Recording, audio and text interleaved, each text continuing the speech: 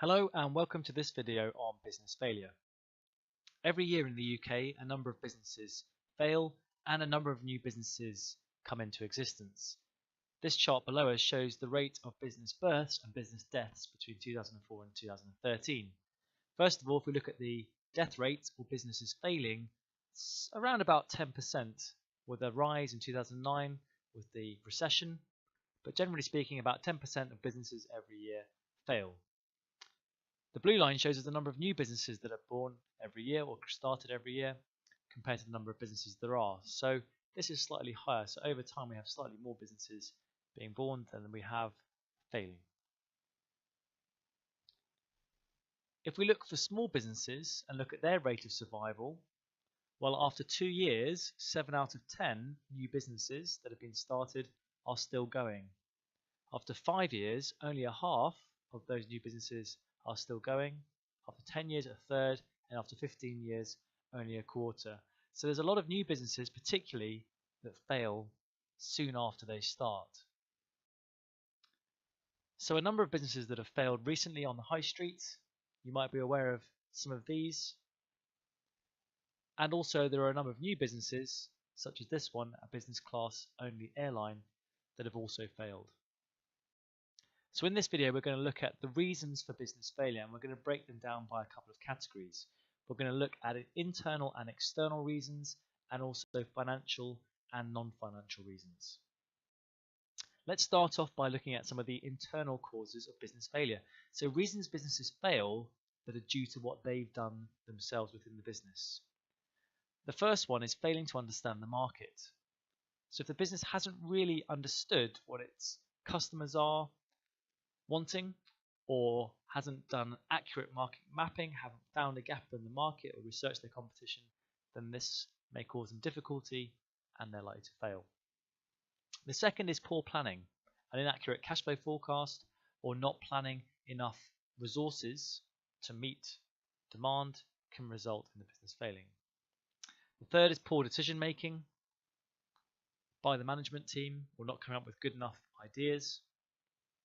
The fourth one is bad organization, so not having enough stock when they need it, or not being efficient in the way in which the workforce work would be examples of being badly organized, and that can cause a lot of wastage and the business not to be able to compete and so fail. Overtrading, this is when the business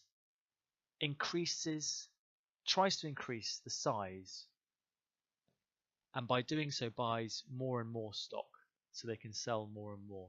Now, as they buy more and more stock, this will take more and more cash to do, and there is a risk of a serious cash flow problem if they've spent lots of money on stock trying to become larger, and actually they can't meet their short-term debts and go insolvent. The last reason is maybe that their idea wasn't very good in the first place. Now let's look at external causes of business failure. Our causes or reasons why a business might fail that wasn't to do with them themselves, but was something happening outside the business that affected them. So the first one might be the general state of the economy. The recession we've had between 2009 and 2012 would be a good example in which people started to spend less money, and this would have affected a business's revenues and cash flow, and so might have caused them to fail. The second is changing social trends. Maybe a normal high street shop has been suffering because people now buy more online, or they go to large out-of-town retailers. The third is changes in demographics, the makeup of the population. So as people become older and save more for their retirement, this may affect how much they spend on a particular type of business and might cause that business to struggle. Finally, we have the political environment, so decisions that politicians make, for example, raising tax rates, e.g. VAT, or maybe increasing corporation tax. This would have an impact on the business, and if what they do has a negative impact on the business, it may cause it to fail. Okay, so we've looked at internal and external reasons. Now we're going to break down and look at some financial and non-financial reasons. So why do established businesses fail? Well, generally speaking, we can class most of the reasons as being a financial reason or a non-financial reason? Let's look at the financial reasons first of all. So poor management of cash flow is one of the main reasons why businesses, particularly new businesses, fail. So this is a financial reason. Why might there be poor management of cash flow? Well, again, as we said, over trading, increasing your stock levels significantly, tying all your cash up in stock means you might not have any cash left. You have a very low asset test ratio, and that could potentially lead to insolvency. Inadequate credit control, so maybe offering credit or taking on too much debt and not being able to pay it back. If you have allowed your customers a period of time to pay back their debts and those customers don't, and you have a bad debt that is owed to you, that can reduce your cash inflows and potentially cause you a cash flow problem and a risk of running out of cash.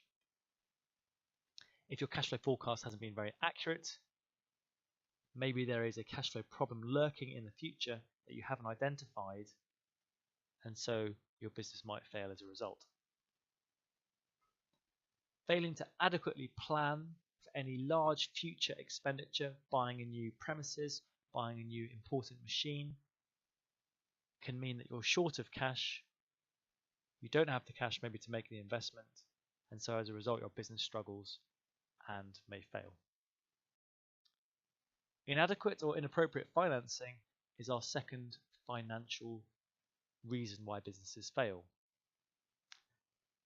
For example, if a business was to use a short-term overdraft to finance an investment or to build a new premises, this would be very inappropriate. Maxing out your overdraft and incurring a high rate of interest and having to pay back that money soon in a short term, that would not be an appropriate use of that money to use it for something that is going to take a long time to pay back or is a very large amount of spending. So that could cause the business financial difficulties, maybe not being able to pay back their overdraft and being declared insolvent. Not having enough shareholder capital in the business can contribute to cash flow problems. You need enough money within the business at the start, because otherwise you might have a lack of working capital, money that is set aside to deal with day-to-day spending and paying back short-term debts. Okay, now let's move on to some non-financial reasons. The first one is lack of management control. This is a non-financial reason. So not having a credible business plan, failing to understand the market or some of the details behind the market, failing to run the company properly, or maybe spending too much on a particular area, for example, marketing. These would be non-financial reasons why a business might fail. Another set of non-financial reasons might be external shocks. Maybe the loss of an important customer, maybe a sudden decline in demand due to something like a recession or a change in tastes, or maybe a change in the law that impacts on your demand or significantly increases your costs. These will all be significant external shocks, not necessarily financial shocks, but again, might cause your business to fail. So, overall, we've looked at reasons why a business might fail, and we've broken them down between internal, external reasons, financial, and non-financial reasons.